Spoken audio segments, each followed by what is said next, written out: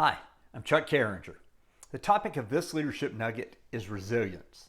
I'd like to examine resilience through the lens of leadership and in building resilience in our teams. First, let's establish a working definition.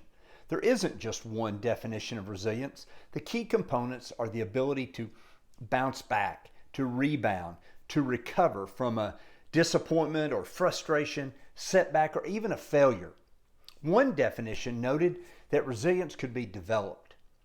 I've observed in my coaching clients who have previously led through a very difficult situation or even led through a setback or a failure, they've benefited from that experience. I think experience can help strengthen our resilience.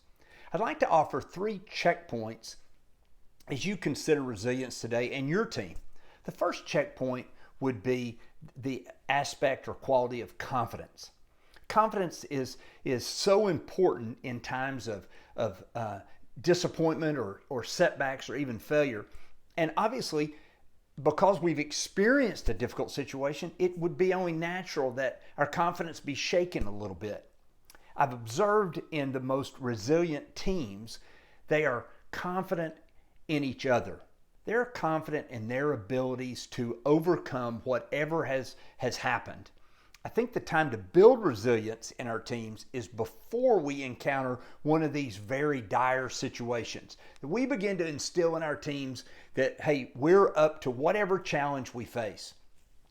I've observed also that as teams are confident in their leader, helps greatly as that leader begins to navigate through the waters that they face from that very difficult and challenging situation.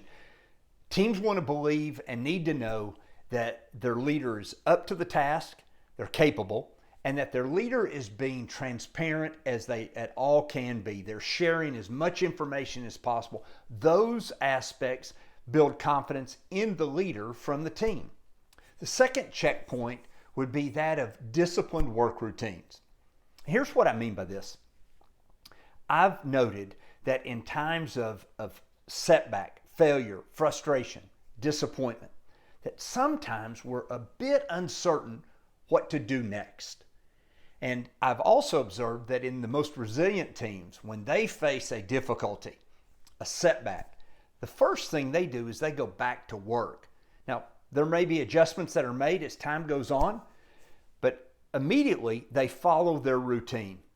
I've heard professional sports teams, when they encounter a very disappointing setback or loss, that let's say that event happened on a Saturday and Sunday is normally a day off for that sports team, and they took the day off, and Monday they came back to work and they went right back to their routine. Whatever they typically did on a Monday, they went back to it until there was a decision to perhaps alter the routine. They followed the routine.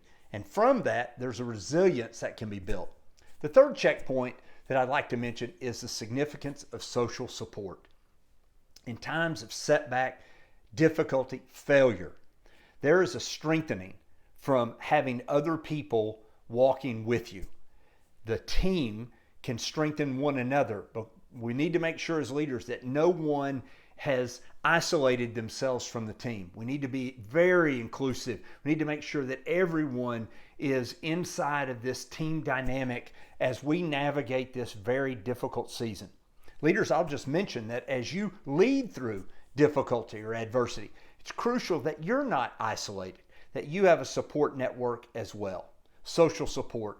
3 checkpoints for you to consider: confidence, disciplined work routines, and social support. Thanks for watching this Leadership Nugget.